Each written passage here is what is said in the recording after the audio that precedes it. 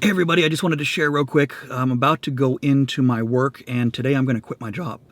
I've put a lot of thought into this, and I've done a lot of training, a lot of preparation. I'm going to go in there also, and I'm going to tell my boss like it is. I'm going to kind of throw down and get everything off my chest, and I'm going to take the camera with me, and we're going to see what happens. I don't know how it's going to go, but we're going to see what happens. I'm also then going to share with you a few principles, a few motivating factors as to what led me to this decision. And then I'm going to share with you a principle that maybe you can use in your life to also kind of follow your dreams, follow your passion, because that's what I'm doing here. I'm following my dreams, I'm following my passion, and I'm trying to launch off into a new adventure in life. And so maybe something that I share will speak and resonate with you.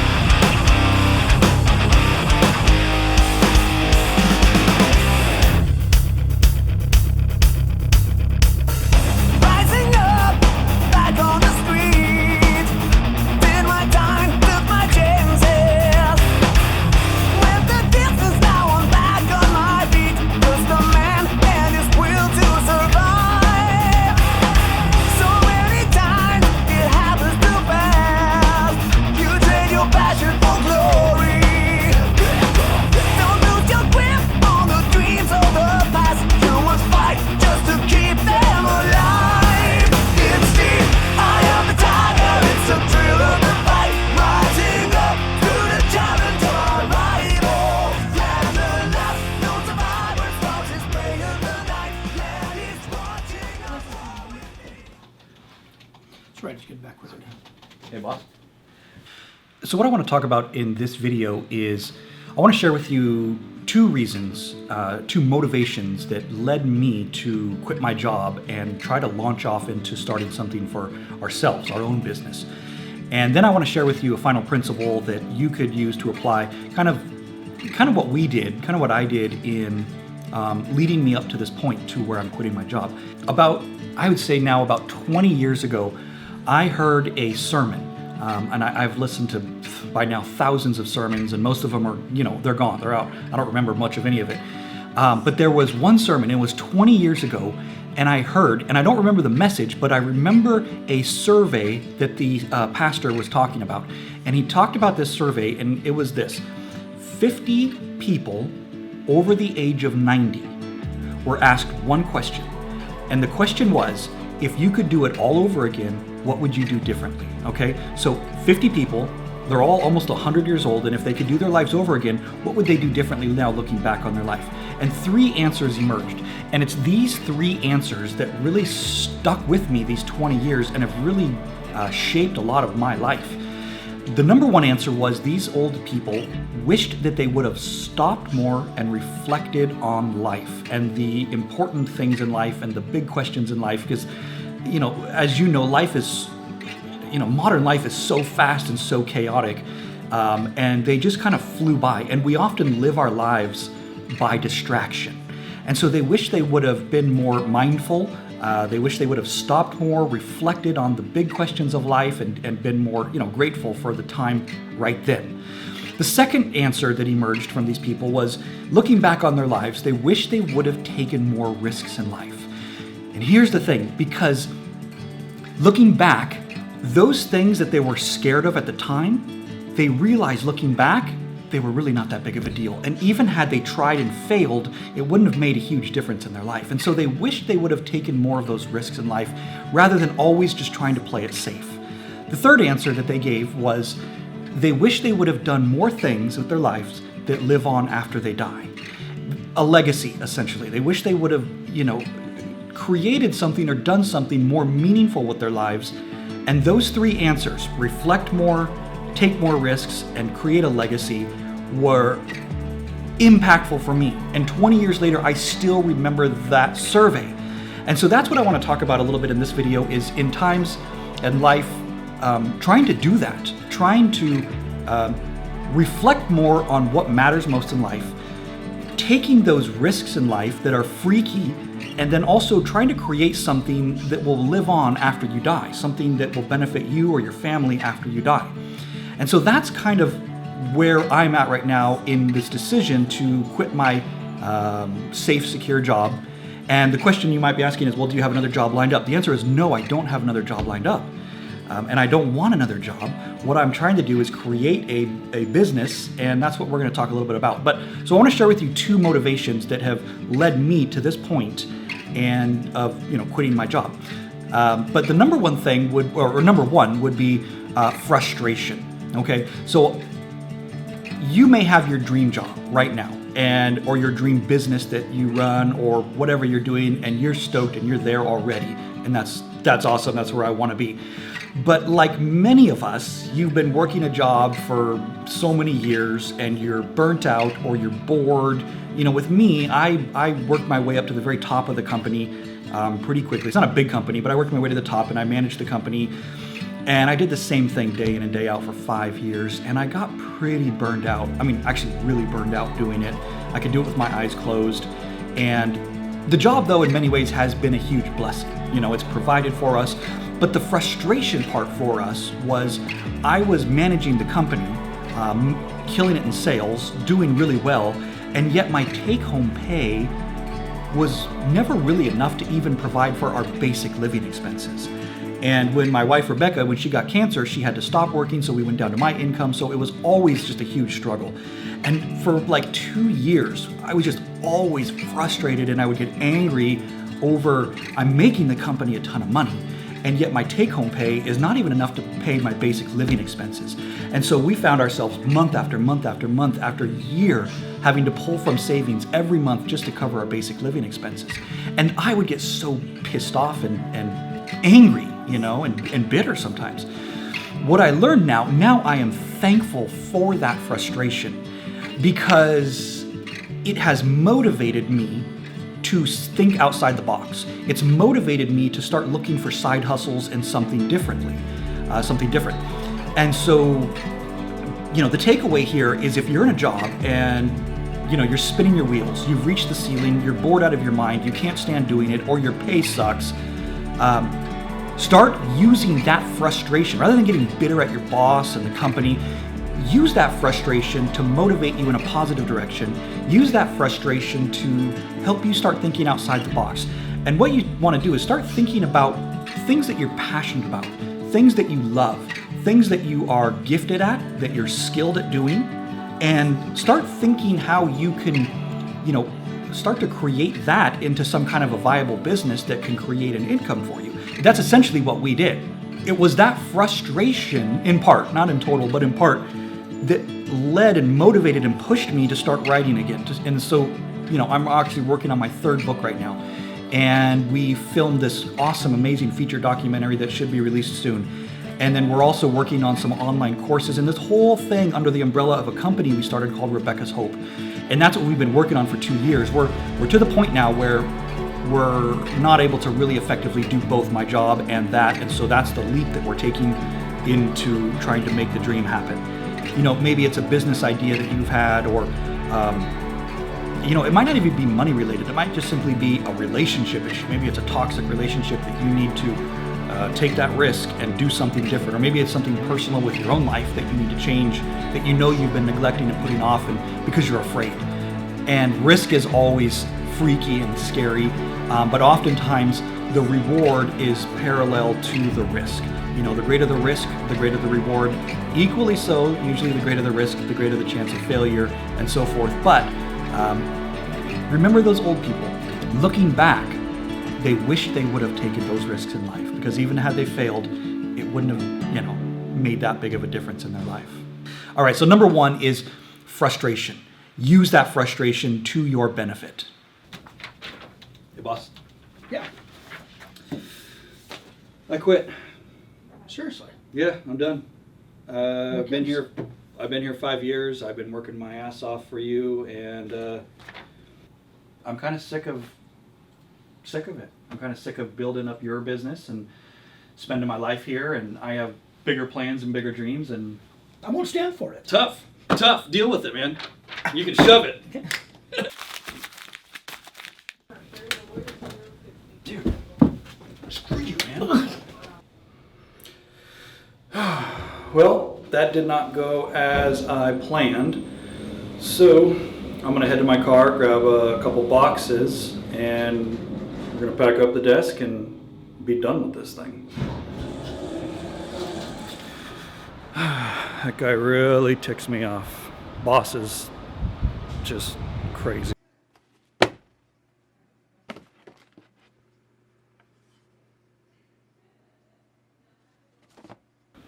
All right, let's hit it. Nah, the plan stays here. Dying anyway. This one's mine.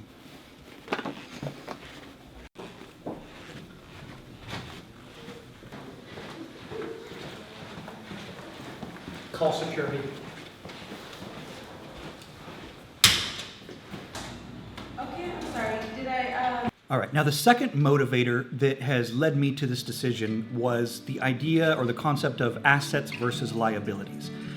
If you've ever read any of Robert Kiyosaki's works, you know, the Rich Dad, Poor Dad series, I read them like 20 years ago and kind of went in and went out the other ear. But the last couple of years I started reading them again, and he talks a lot about the assets versus liabilities. A liability is something that takes money out of your pocket. An asset is something that generates cash flow for you and puts money in your pocket. And so, you know, since I've been 15 years old, the last 20 something years, I have been working hard and working my butt off to make other people wealthy. I've been investing my time, my life, my skills, my energy, you know, most of my waking life, I've been investing in building other people's assets. And I've kind of reached a place where I'm done with that. It's time to start building my own assets and creating assets that are going to generate cash flow for me. You know, and that could be anything. It could be real estate, it could be investments, it could be royalties, it could be a business that you start that creates an income for you, it could be an online business. You know, I don't know what it is for you, but I am done making my bosses and my companies that I work for wealthy and secure and creating their cash flow. And so that's been a huge motivator for me, tied with that frustration of building, you know, investing my life into their company and not even making enough to pay my basic living expenses. So it's like, forget, you know, I'm gonna start building my own assets. And that's what we've been doing the last 2 years. Rebecca and I, over the last couple of years, we've tried a number of side hustles. Not all of them, you know, most of them haven't worked out. So for example, we tried for a little while, we were involved in network marketing. It was a really great product, but it just wasn't the kind of system for us. We had some other ideas that we were gonna try to sell stuff on Etsy and Pinterest, you know, and it didn't really work out that as we thought it would. It was a lot more work than we thought it was going to be. And we're not immune to work, but it was just the work didn't equal the pay that it would bring in. One of the great ideas that we had was we got involved in real estate investing. And we joined a club, a local real estate investing club. It's an awesome group, wonderful people. The teaching is amazing. We learned so much. And so we were kind of trying to do this real estate investing thing and Rebecca's Hope at the same time. Here's what I found is when you're looking for your side hustle, the real estate investing, there's a lot of potential to make money there. What I found was that doing that was work. Doing that, let me explain that. Doing that was grinding work. It was begrudging. It was like dragging your feet. I had to push myself to get out there and knock on doors and try to do this. It was difficult. On the other hand, the company that we started, Rebecca's Hope, it was the exact opposite. So for example, I have been, you know, the last year or so, probably 2 years, I've been getting up around 4:30 in the morning. I get to work here a couple hours early and I work on writing my books.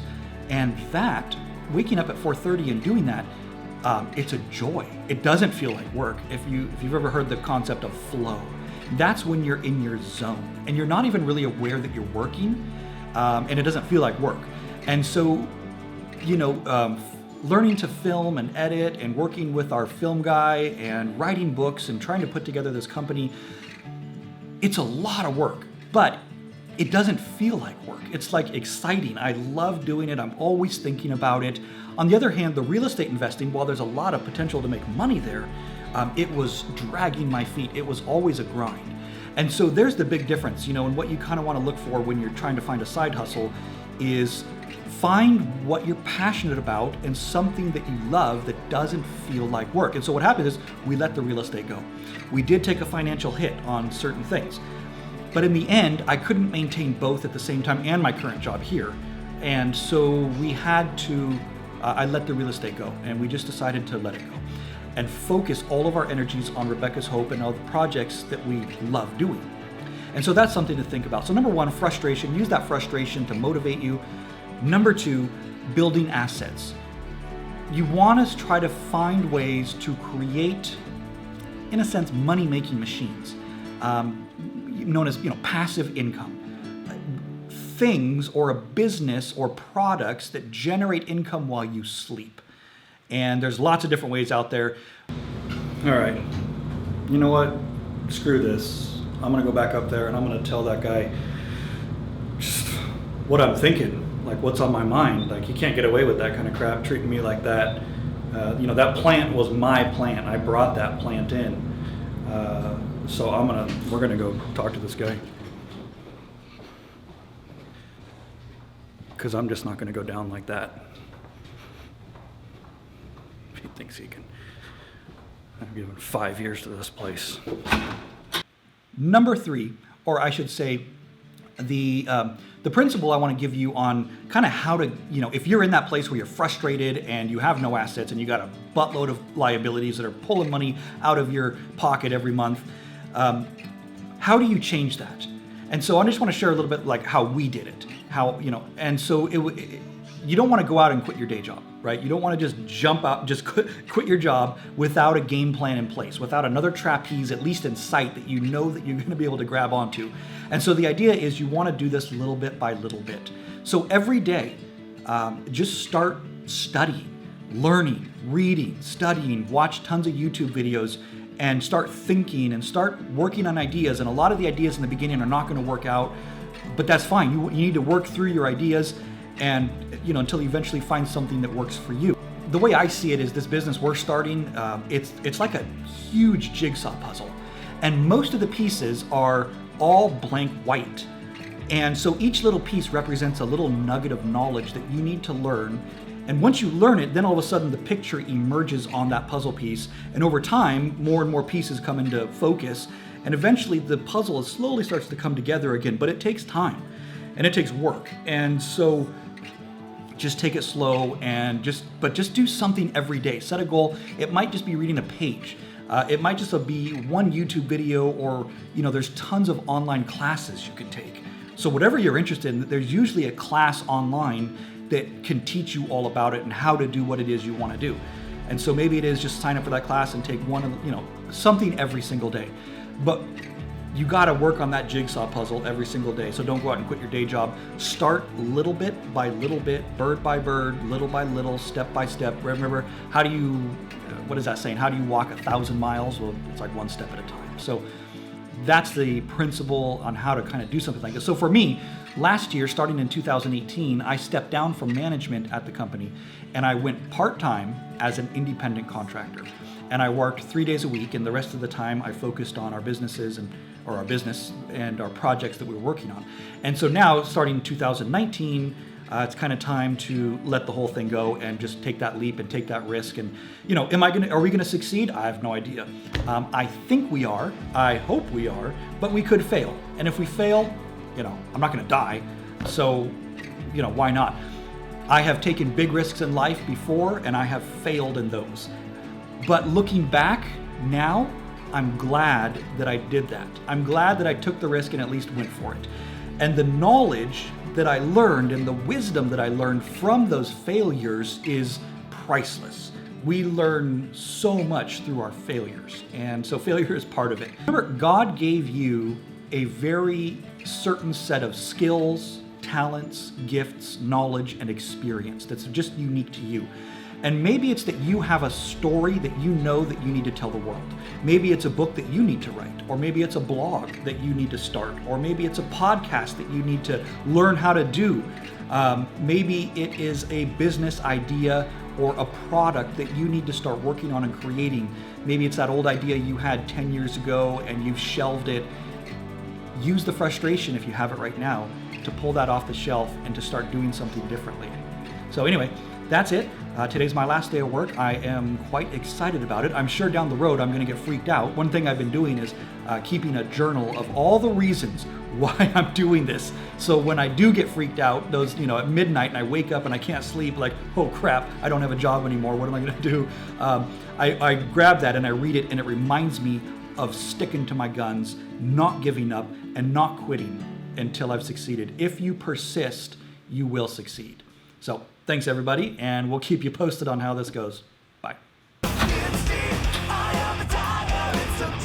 pretty good.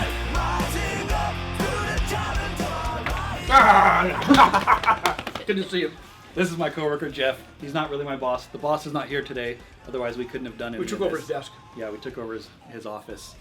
So, but I am leaving my job today. And you're going to be sorely, sorely missed. Thank you. Thank you. True.